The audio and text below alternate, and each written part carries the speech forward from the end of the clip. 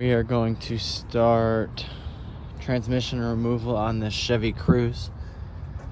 It has a blown slave cylinder, which unfortunately requires dropping the transmission out of it. Not much work to do up top, removing the battery, fuse box, wiring harness, shifting linkages, etc. Down below, the engine cradle, suspend quite a few things. Obviously transmission mounts and bell housing bolts, starter, etc., CV axles. So let's get this thing started. So it looks like my quote was inaccurate. This is the engine cradle. It's a square around the engine. And apparently, I didn't know this, it connects to the lower control arms. So those two bolts are gonna have to come out. All the supporting bolts into the body. I'll have to suspend the radiator, condenser, fans. Transmission mount right there. I'll have to remove the exhaust because it's weaved under this cradle. This is way more work than I thought. Update, we are 50 minutes in. 5-0. We have the lower control arm disconnected. I realized that you could take this lower ball joint out from the knuckle and you could drop the control arm with the whole cradle. So that's what we're gonna do. We have both sides like that. And also the sway bar is connected to the cradle. I'm not sure about the power steering rack. Maybe that could be disconnected and hung up. We'll find out. You have both the axle shafts out, drained. A little bit of transmission fluid came out. So I'll keep you guys updated. Okay, so I think I have everything on the top done. Those are the cable shifters and the linkages are off. I just put the bolts back where that was. Took off the wiring harness. This is the shifter here. So I have a clear access to all the bell housing bolts. I undid this hydraulic line to the slave cylinder. Here's the transmission mount. And if you can look from right here, there is all the room in the world to drop this transmission straight down once this cradle is out. So after I get this cradle out, it'll be bell housing bolts, transmission mounts, and support the engine. And I'm thinking I could drop it straight down. We'll find out where the snags are. All right, y'all, here's where we're at. It's 10:30. I have the steering rack unbolted and hanging up here, strapped up. I have the fan, radiator, condenser, yada yada, strapped up.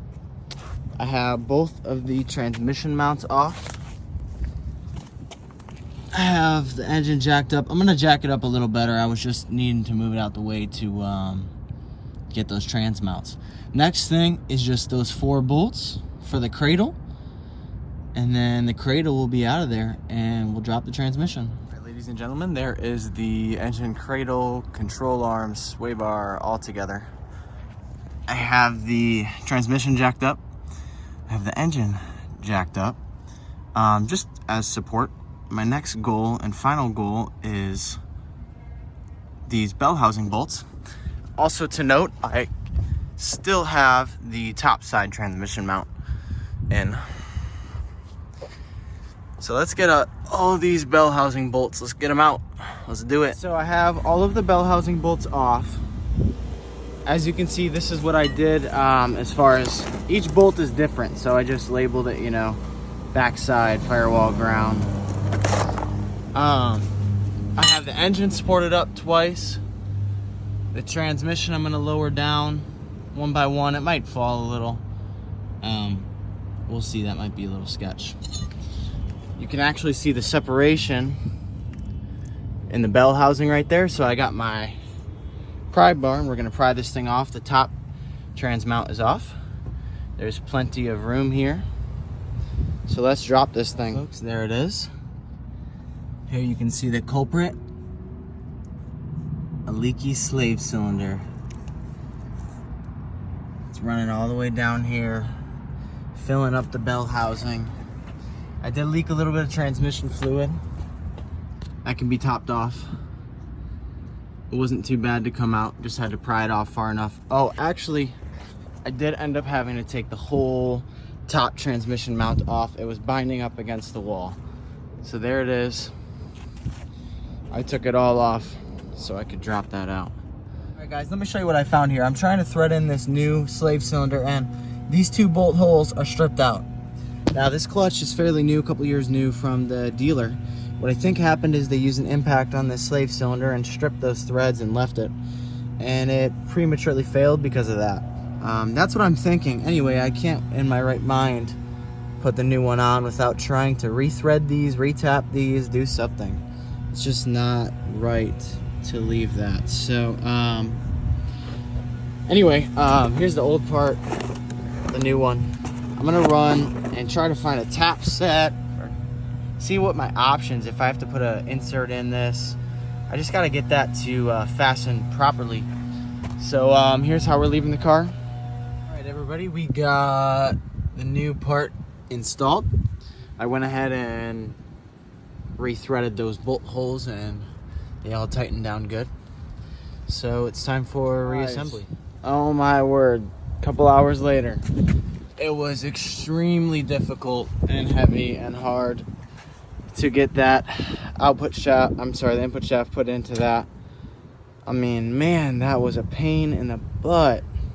Got a couple bell housing bolts in. I temporarily did the trans mount just to hold it up. So finished putting in these bell housing bolts, and then yeah, I'd highly recommend just having the right equipment. I just had a jack, and then I shimmied under a jack stand on the other side. It's super awkward, so definitely have the right equipment for that. It is the next day. I actually had to leave the job site pretty early yesterday at about 3:34. So I'm back here, day 2. I forgot to film, but I just put the engine cradle in. Now, I put a jack stand in the back, put my hydraulic jack right here, pumped it up, put the front bolts in, switched to the back, put the back bolts in. I just torqued those down, just those 4 big ones. You got to make sure to put the tie rods under the sway bar because it was reversed and I had to, physically maneuver these to put them in the right way. So, yeah, this is still suspended. I haven't put the bolts in for the steering rack yet. It's still hanging up. So we can go ahead and undo this strap. You just make sure the mounts line up. So, yeah, let's put these transmission mounts in, and the steering rack, the exhaust, and the exhaust cross member, and the CV axles, and then all of the suspension. I'm gonna fly through this part because obviously I videoed taking it apart, so you know how to take it apart. So let's do all of that. Everybody, an hour and 30 minutes later,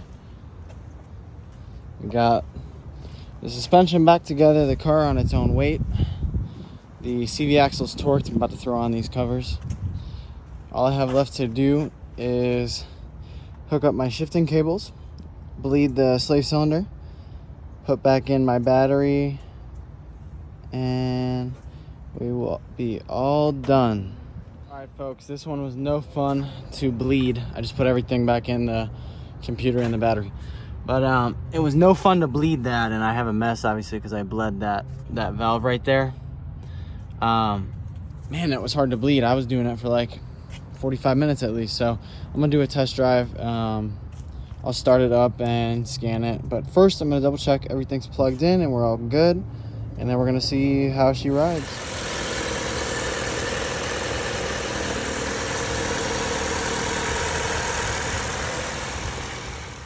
All right, everyone, this one is wrapped up. 2012 Chevy Cruze, manual transmission, slave cylinder replacement in a parking lot. Just drove it around and it feels great. The pedal feels good, it drives great. And that's that. Just as a reference, I put in about 12 hours work total. And the part was only like 130 bucks and a little bit of brake fluid, and it's totally worth it, guys. You know, you're gonna pay a lot more at the dealership, but if you want to take it on yourself, it's doable. Get the right equipment, you can knock it out in one long day or maybe 2 days. Yeah.